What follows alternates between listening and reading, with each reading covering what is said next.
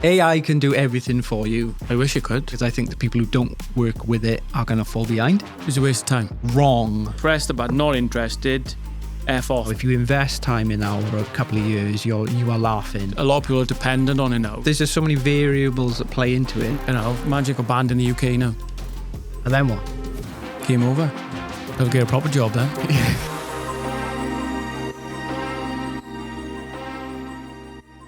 Common misconceptions of social media. Number one, go. You have to be on every platform. You have to be on every platform. It's a funny one, but go on. I don't know about what you think, but you're better off building up like a properly engaged audience on 2 or 3, particularly if you're a smaller business, you're better off focusing your efforts on like 1 or 2 maybe. Building up like a good, reputation, letting people trust you, rather than spreading yourself too thin and trying to attack them all. Yeah. Because then your efforts are just sort of like diluted. Maybe if you have a bigger business and a bigger team, maybe you can sort of like allocate resource and, do them all justice. But I think, if you're maybe 10, employees, 10 people or under, you're better off maybe, depending on the nature of your business, Instagram and Facebook, I mean, they kind of work together really, don't they? YouTube, you always read about YouTube doing for long-term brand awareness. YouTube, I think, is a massively underutilized inside of it, isn't it? Platform that people don't realize the long-term gains of it. And I think because people don't see instant results from YouTube, then they just give up with it early doors. Disheartened then, doesn't it? Yeah. Whereas, YouTube versus your Instagram, TikTok, that kind of stuff, it's a library that lives forever, that is searchable. You put a video on there and you'll still be getting views 2, 3, 4, 5 years time. It's a library that exists forever versus content that disappears almost daily. And all right, the views may sort of count up slower, and the likelihood of it, popping off and going viral it's a little bit harder, but if you know the platform and how it works, you have better chances. Again, the importance of having a team behind it. Yeah. You build up a solid library of, solid resource of stuff, your knowledge, your expertise, showing off your people, the processes and all that kind of stuff. That, if you invest time in that over a couple of years, you are laughing. Yeah. Because people can go on to that, and watch longer form content. And, we talk about this all the time, the fact that YouTube videos are now searchable on Google. Stuff. Transcription is now appears on video, Google sort of searches and that kind of stuff. Which a lot of people didn't know. Is another really important factor. That people think you have to pay for SEO. Yeah. But you don't need to anymore. No. Which is a strong thing, but... Yeah, there's obviously, on the topic of SEO, there's like loads more variables that come into it nowadays that puts more importance on like content and YouTube and that kind of stuff. But everyone pays for SEO, so you're in a money battle then, so you're better off trying to perform organically rather than paying X amount. Like some big operators that will be paying tens of thousands a month to have this certain keywords appear at the top. Yeah. Whereas if you're that clever, you can actually do it yourself through the organic content. Yeah. But so I didn't really put it back onto my side of it. Yeah. I think there's a few different variables with the misconceptions. I think the main thing is if you've got a large budget to play with, I think it's great to cover all angles. Because obviously you've got different target audiences over the different platforms. Yeah. I agree with you with if you've only got time to focus on one or two and build them up, so you've got a real strong platform and the brand validity is there. But another thing that I worry about myself, and I look at this with other businesses as well, is like even though Facebook and Instagram are very strong now, these social media platforms are changing all the time. In a few years, there might be another channel. Yeah. So I think sometimes to try and focus, I have 1 or 2 really strong ones, but keep your audiences across, because you never know. If you build up like a massive platform now, one platform, not become solely reliant on yeah. one. Yeah, and then it kind of goes, because some influencers now are solely, I don't know, using some platforms. I mean, look at TikTok. Yeah. Like some people making, people making all this money. This is the shadow, like Daryl was on about the other day, people getting shadow banned and whatever, right? Yeah, yeah. And these people are solely dependent on one platform. Yeah, true. And I think in the real world, like we have multiple revenue streams of income because if something happens to the one, you've still got the others to back you up. I think that with social media, like I totally agree with having one or two strong, but I think... So minimum two in there. Yeah. You have to because, well, if you just have one, I don't think he's strong enough. But like for example, now if Instagram did, Magic or banned in the UK now, which could happen any time. Yeah, so that's a really good point. TikTok is a prime example of it. Yeah, because I mean, overnight, some people's businesses is TikTok. Yeah, well, that's a massive rug pull, and be like, well, I haven't got a source of income now because this thing got banned overnight. Yeah, and then what? Game over. Yeah, have to get a proper job then. It's funny when people were just sort of like flocking back to Instagram after that whole TikTok thing. Yeah, good point though. Yeah. More followers equals more success. How many people you see now with a massive array of followers, and then you actually go on the followers and you don't even know who they are? They're like made up accounts, dodgy accounts. Yeah.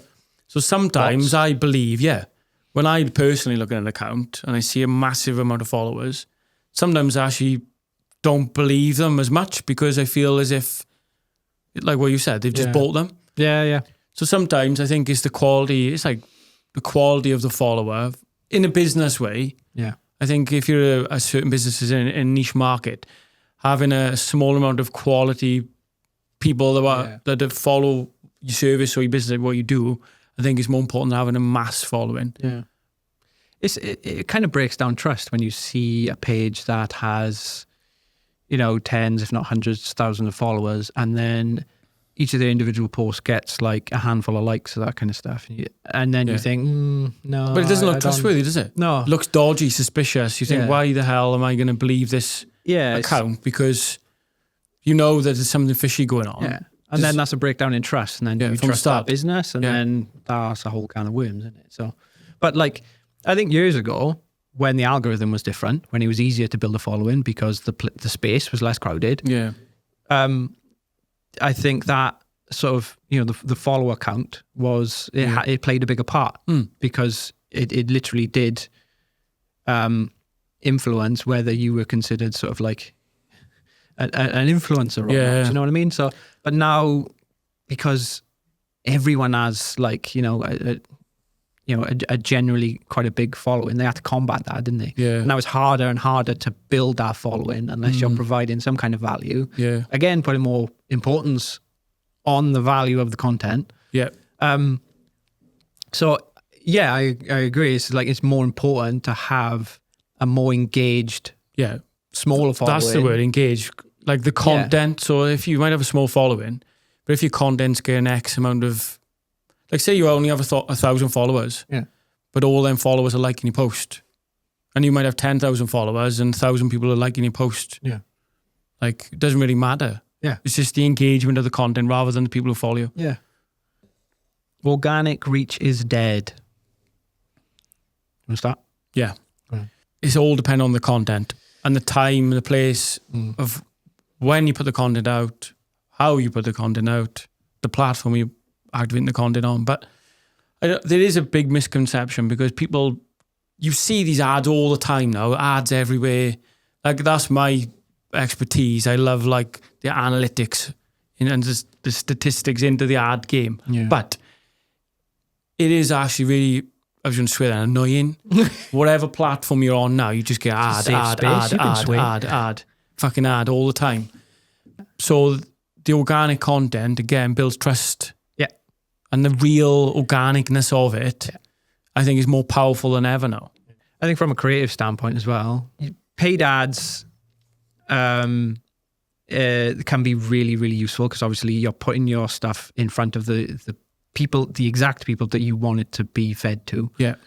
But then the organic stuff gets fed to, your more, your existing following. Yeah. You know what I mean? And building that trust. But has the opportunity to pop off as we've recently sort of with other stuff we're doing seen. But do a combination of the two. I interrupt you now, right? As you see, we're both here. That was literally just. But if you have a combo of the organic content that is so powerful, and is fed as an ad, but doesn't come across as, what do you always say? Oh, tell, don't sell. Right, okay, you go, tell, don't sell, right? That methodology with the ad is a perfect combination, because you feed in an ad that doesn't feel like an ad, because it's positioned in the right location. Oh, that seems, but it doesn't feel like, hey, buy me now, right? It's almost like showing you a little bit about what you do in an informative way, provides value, isn't salesy, isn't demanding, and I think that's the jackpot. Yeah. So like when we're coming up with these strategies, it's like they need to work together, right? Yeah. Because if you're posting, ads, constant ads, you become your DFS. Yeah. There's the sale that never ends, and no one then... There's always a sale. Like, I don't want to see that. Like, it's just constant, like, crap. On the flip side, if you constantly post organic content, like, you're not providing people with, potentially like a call to action, like a paid ad would. Yeah. But those, working together, the organic content to build that trust, maybe over a couple of weeks or months, then, you implement your paid ads. Yeah. Once you've done the hard work of constantly posting that organic stuff, building trust, showing people your services, the inner workings of your business, you as people, blah, blah, blah. Then you serve them up a paid ad. Yeah, spot on. That's going to land way better because you've done all the hard work in the organic content. Yeah. If you did the other way around, it's a waste of time. Yeah. And we always say this to some companies. We have a lot of people that want to come on board when we put our, because we use ads and stuff. Yeah, all the time. For companies, a lot of companies with work we have on board now have been through ads. You probably fed up with seeing them. Yeah, you've probably seen me and Alex. Like, hey. A lot of companies come to us and they'll say, oh, right, I want, like, we had one the other day, someone will print screen, say, no, I want, like, an ad that looks like this, but they don't actually understand what it is. Oh, yeah. They see, like, something, like, at the minute, like, Meta, like, I'm obsessed with all the platforms. I talk to you all the time about it tonight, but there's constant updates. They brought this thing out now where you can have, it's been there for a while, but they updated it at the minute, so you can have, like, a photo at the top, and you have, like, if you've got, like, a product business, you can have, like, a carousel with all the different products at the bottom, integrated into Facebook. But some people will, like, print screen, send it over to us and go, oh, can you do this sort of thing for us? But that direct sort of ad stuff, they don't realise, without any organic, sustained, like, backing to start with, it's almost, like, irrelevant doing this part, because someone's just started a company up. Like me and we could just literally send, like, people go on about drop shipping and all this shit all the time now. It's such a saturated market, but a lot of them doing it, they don't actually do it themselves. They sell how to do it to people. The people believe in doing it them because you've got some person that's out not actually doing it, selling how to do it. Yeah. And people believe in it. But anyway, when you could set a website up now and do one of these ads, but why would you buy? I don't know anything about that company. I don't know who they are. Don't know anything about what they do, the brand and the ethics behind who they are as people.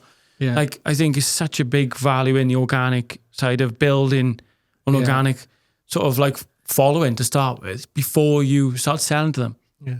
Well, they've just sort of like taken like a really small puzzle piece out of like a way bigger picture. Yeah, the bigger funnel. Yeah. And if they, if that ad is like performed really well and it's got a load of views and stuff, there's obviously like all the other elements to like whatever strategy that they've like done that has like culminated like to that. Yeah. And people just, of course it does. Can you do this for me? Yeah. It's like, I mean, but there's everything around that you need to do in order for that to work. Yeah. But if you go back to the old ways of like old ways of doing business, you'd have an initial conversation, then you might, so like, that's the best way to explain to people. It's the same with like digital marketing. You'd have the initial like meeting, wherever you get to know, you might have a dinner meeting sometimes, you might have a networking event, you build up a rapport with a person. You don't just like, oh, you're right, Al, nice. I give you $100,000 a day to do this.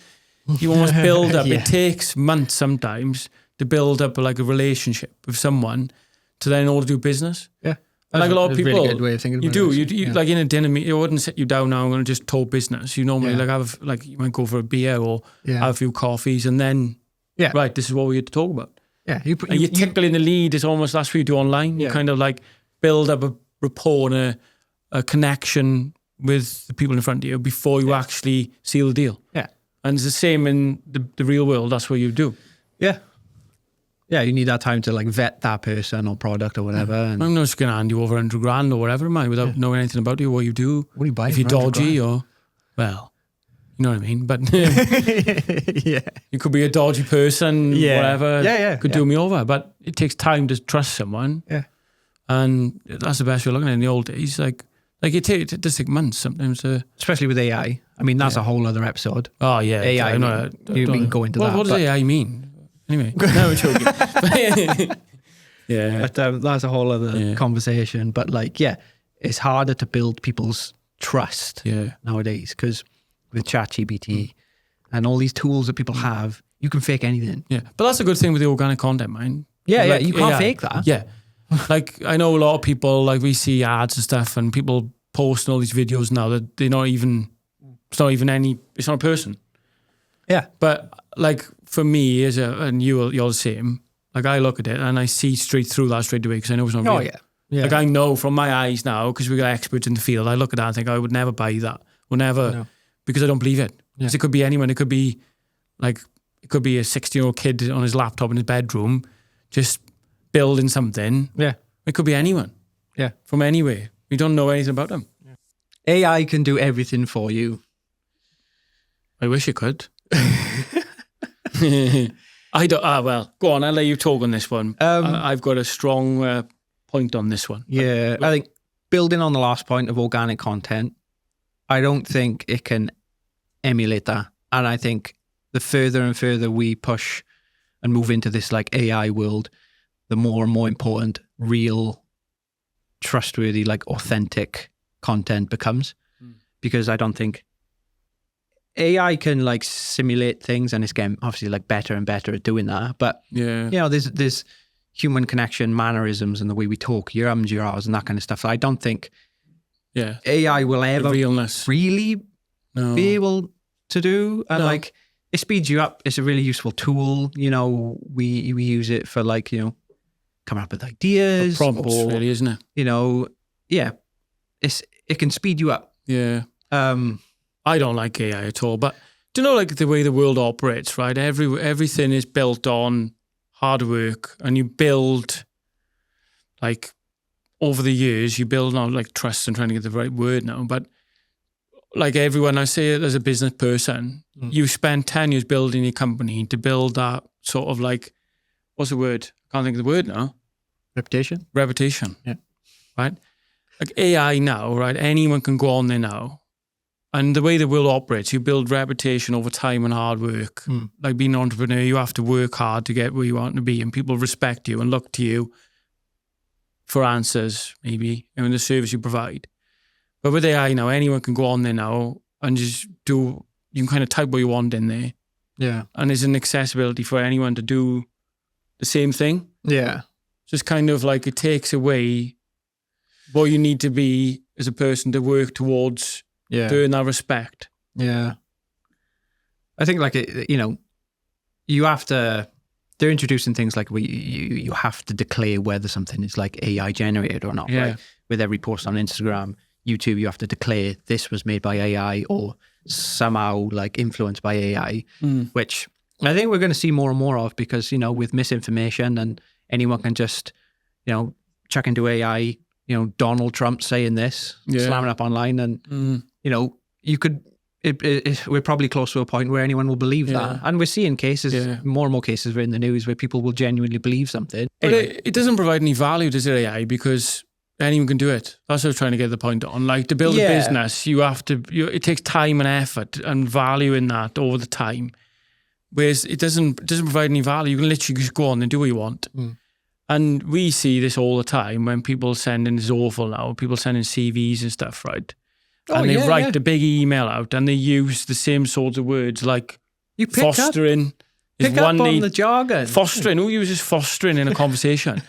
And people use ChatGPT and they go, I'll write a fancy CV now to this company and say I've done all this work. And I'm fostering this and a load of shit. But people use it now for the wrong reasons and without any expertise. Kind of takes away any value of you as a person and the skill set you brought into doing what you do. Because you can just have someone that types it, but you can tell when people are doing it. I don't know about you. When people send me stuff, Oh yeah, you see it. You see tell. trends. You see like that email we had the other day.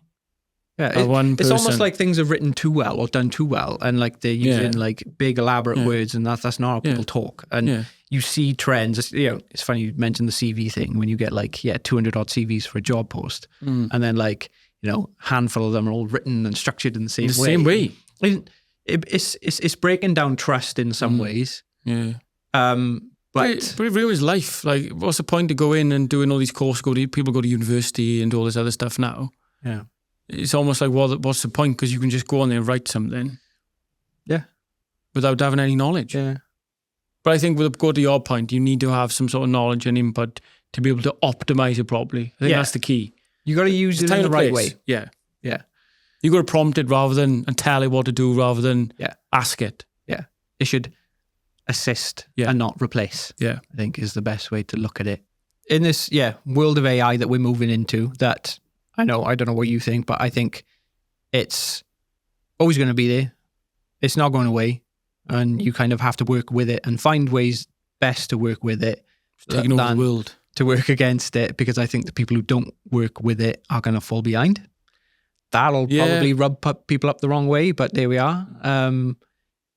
But I think authenticity is always going to win, because like we've said, you can see when AI is like written things or replaced things. Yeah, and I don't think you can honestly like truly emulate real, honest, organic content. Yeah, which is it just puts the importance on it more. It's humanizing stuff, isn't it? Like you talk about that, didn't you? Like just humanizing the way you write stuff or the content you film in.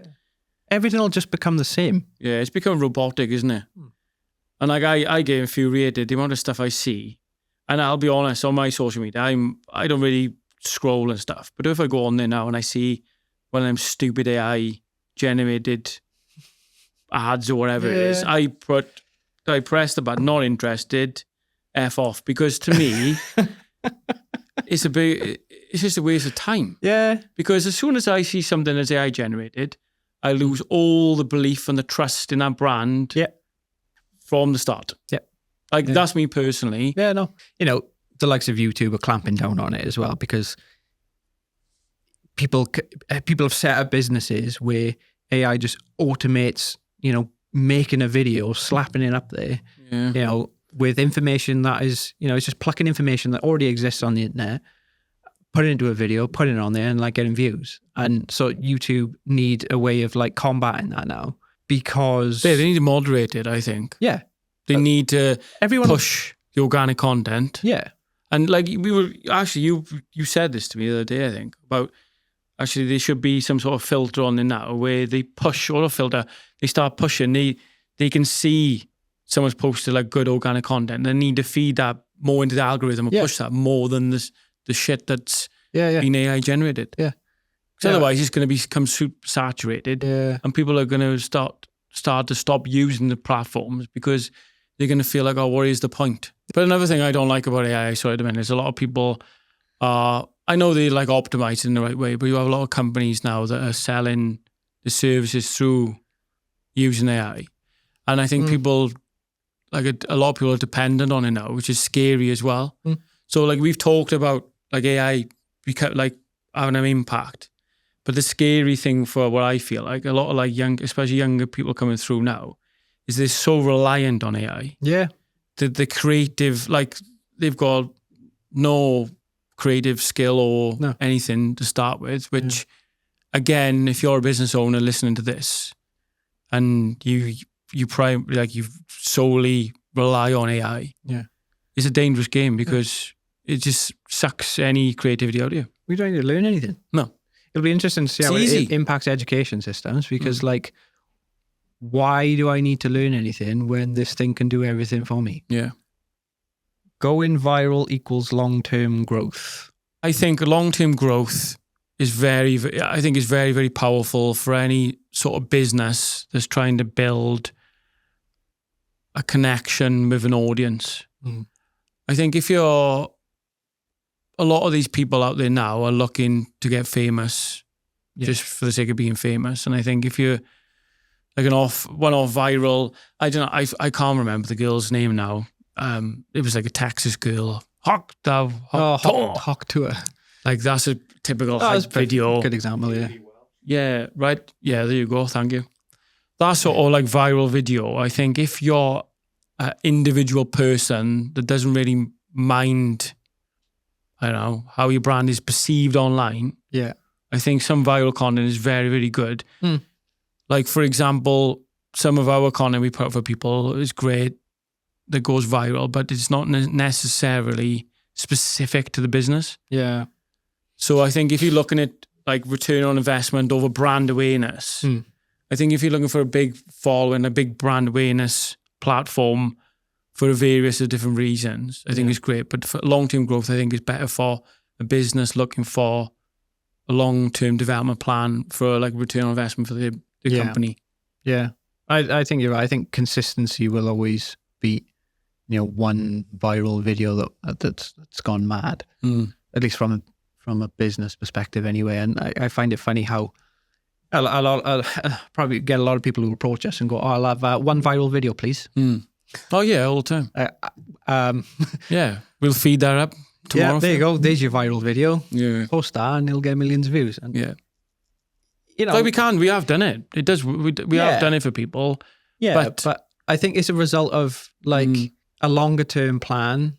I don't think you can really guarantee something going viral. No. And I don't think you can really 100% sure go like that is the one that's going to just pop off. Sometimes it just happens because it's the right place, right time, right sort of content. It's had the right copy on there. It's been seen by the right people, and it just all of a sudden goes jackpot, doesn't it? But there's just so many variables that play into it that if you are consistent, you throw enough shit at the wall and something will eventually stick. It's not to say our content is shit, but you stay consistent with it. And you increase your chances of something like going viral. Like obviously the goal is, for everything to go viral. But if everything goes viral, then anyone can do it. Yeah, I think it's depending on the reason behind it again. So a lot of people watching the podcast will probably be, businesses, I suppose. Yeah. And for a business to buy a service, people never just buy the first time from seeing something without anything else. So I think like a long-term plan of content or whatever you're strategizing your company or your business with regards to social media, I think that long-term plan provides more value in the audience because they're building the rapport, the trust, the connection over time in order to finalize the purchase, which is all part of the marketing journey, isn't it? Yeah.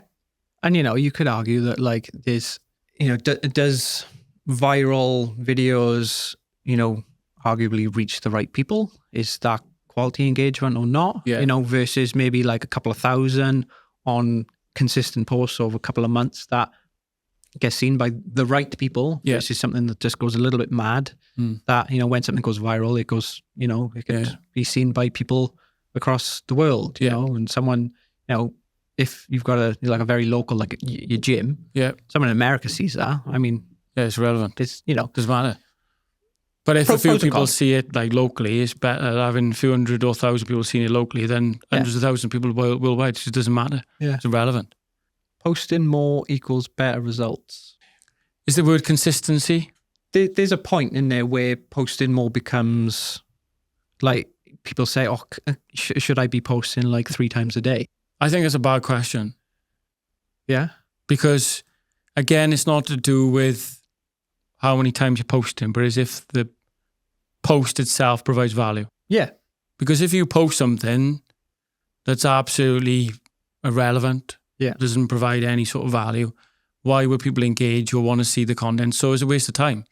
So if you are like people, you see all these people out there, I see these stupid reels where they go, like, post 3 times a day, do this, do this, do this. I can guarantee you 1 million followers, whatever. It's a load of bull because if you're putting content every day that doesn't do anything, then you're better off posting once a week that provides value than 3 times a week that provides no value. Yeah, as long as there's some kind of like regularity and consistency with it, I think, if you're only at a position whereby you can post like once a week, like do that versus, if you post all the content that you've been able to make in a month out in like 2 days, that's not, better than using all of your available content in a really short space of time versus spreading that out. You know, I think you're going to get better results from that. Yeah. Versus, and you know, it gets to a point where you probably lose followers and engagement because you post too much. Yeah, and you're annoying people. Yeah.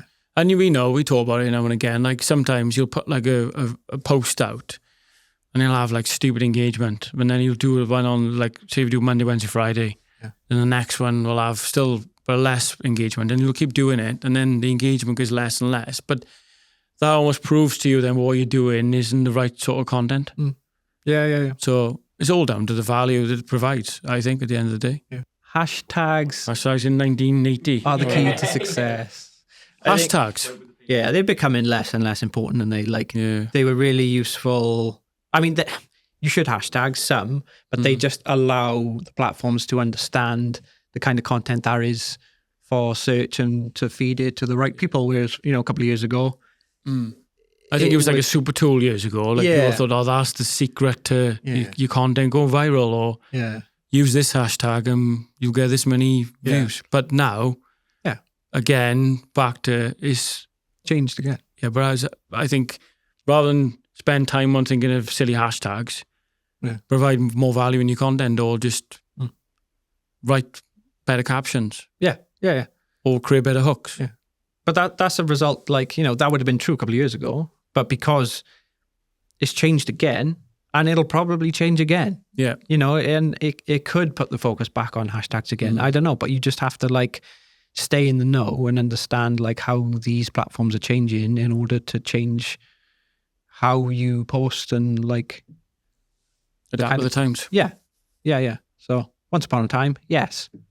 Now forget about them. Well, you still have to do it. Just, you know, slap a couple or just go on ChatGPT and ask for 30 hashtags. Yeah. That's a good one. Trends are everything. Go on, sir. Certain platforms, I'd say yes. The likes of TikTok, they are more prominent because, you know, the likes of like the introduction of like audio. Yeah, I was going to say trending music on there is key, isn't it?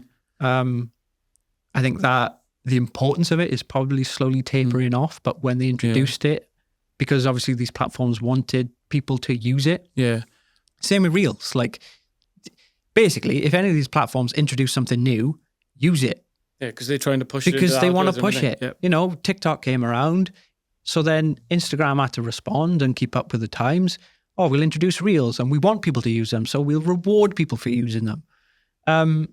So it's still, I think it's only really important on TikTok. Instagram is probably maybe like, you know, you see content on TikTok and then maybe a week later you'll see that same content on Instagram because of like this less immediate. But it's the sort of thing like trends are only important because people talk about them. Oh, have you seen this trend? Have you seen what people are doing? Oh yeah, it's funny. I'll search for that. Yeah. And that's what, you know, it's the whole psychology of it. It's like, you know. And it is, I think there's a place for trends, but sometimes, I mean, for some cheesy now, but you can be a trendsetter. So I don't know if you're the first person to actually do it. Yeah. And no one else is doing it. Like you might think of a certain piece of content now that no one else is doing. Yeah. And it'll perform. And then people will come on the back of that and trend off the back of that. Yeah. So sometimes that's even more powerful. Not just following the trend, but thinking outside the box and putting something different out there. Or following the trend, but going slightly off tangent. Yeah. Putting your own spin on it. Yeah. So. I think that's... I think they are important to keep in mind and keep in your peripherals, but I don't think you should, like, you know, alter your strategy in the way you're doing something in the longer term just to adhere to all these trends. Otherwise your content is just going to be all over the shop. There's no strategy behind it, is there? You know, 1 minute you're doing a bloody TikTok dance and then the next you're to some of them doing the ice bucket challenge and like God, remember that? Ice bucket challenge. Yeah. you sounded like professional equipment for good content. Yeah. Wrong. Well, I'm going to jump in here, sir, because you have a lot of money's worth of equipment. Oh, yeah. Yeah, right? And you, sorry, but as soon as you see some camera. You're like, oh my God, I need to, like there was something the other day, you've seen a camera and you put your name to it straight away. I don't know what it was. To me, it looked like any other camera. But to you, yeah. What was it? It was like a new camera coming out, or was it a new camera? It might have been a laptop actually, but I know some stuff you see, but yeah. I think with regards to social media maybe, but this is your area of expertise, so I think you should comment. Again, I think the market has changed. A couple of years ago, I would have said yes, because there was a bigger emphasis on production value. But the more and more accessible this stuff becomes, the less and less important a big fancy camera will be. Unless you're doing something like this. I think it's a time and place again, because podcasts, we both watch a lot of podcasts. Yeah. And I think the lighting is so crucial. Yeah. Like, I know he's on about camera equipment specifically, but like the lighting, general equipment, is such an important part, which I've learned more being involved with the creative process of stuff now.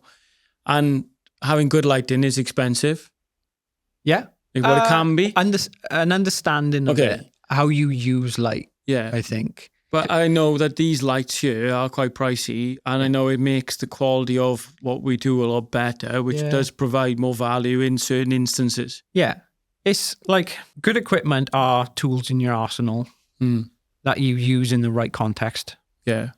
And you shouldn't always default to the biggest, most expensive, most capable camera that you have every single time, because that's not the answer. And if that isn't what the goal is, and depending on the brief and what you're trying to achieve with a certain type of content, that will dictate what level of production and what kind of equipment that you use for that job. Yeah. Because if you want trust, if you want authenticity, if you want real organic content, a big, expensive, glossy camera and really fancy lights is not going to do that. No, he will. No, I'm joking. But say if you had like a brand new, I know, I love my cars now, like a Porsche GT3 RS now, and you filmed it on one of them little Osmos. Yeah. I think you need to really show the true potential of what could be done with that. I really think you would need it's higher... Again, it's choosing the right tool for the job. For your business. Yeah. If, like with the gym stuff for me, like when we film for the gym, when we do all the stuff for it, we just use like little Osmos and stuff, don't you? That we have, just because it provides more value. Yeah. Because it looks more realistic, more believable, more down to earth. Yeah. We've come with a glossy camera. Yeah, I think it's just choosing the right tool for the job. And if you're trying to sell a really upmarket premium car, like a Porsche, you wanted to look the money's worth. Whack your Aries out, whack your Reds out, and whack your Reds out. The red what? What? Make it look expensive, make it look premium, because that's what you're trying to sell. It's that lifestyle, it's that world. It makes sense. Yep. But you, in this day and age, you do not need an expensive camera to get started with this stuff. Phones are infinitely more capable than an SLR was probably less than 5 years ago. Yeah. As long as you have, good sound and you understand, the use of light, that will be more powerful than, using a really sexy camera. Yeah. Social media is free marketing. It is free marketing, but it takes a long time for that free marketing to really work. So, like we talk about, like your YouTube channel or other YouTube channels that we work on. What's the average time really for it to start? Maybe like you can take sometimes like 2 or 3 years really to start really making it work. Yeah, it's a long-term investment. Yeah, I think. So a lot, like, unless you've got some video that just goes viral straight away. Yeah. I think for it to really, really work, you have to put the time and effort like you would in any growth in any business. Yeah. So like a lot of companies, you might start a new business. You might not take any money out yourself for X amount of time, and look at it that way. I think with social media, I think you need to create a long-term plan with it. But once you establish and you provide value or people see more of your content, then I think it's kind of like this. But then when after a certain amount of time, it will really, really kick off. Yeah. Yeah, yeah. I think people should always portion or allocate a certain amount of budget, depending on their size and turnover and that kind of stuff, to marketing. Yeah. Because if they're looking to like grow, you have to like scale the level of marketing with it. Yeah. I think. Relatively to the size of your business. Yeah. And I think you can, in the beginning, like start off, it can be free. And arguably it is free to an extent, but if you want it to really, amp up and, do some, as you say, do some damage, you're not going to be able to do it for, a business that is, 50, 100 employees or whatever, because that becomes a full-time job, arguably of a, not just one person, but of a team. Yeah. But irrespective of the question, I think it goes back to the start that everyone, even if it's free or not or whatever, everyone needs to be on there now. Yeah, 100%.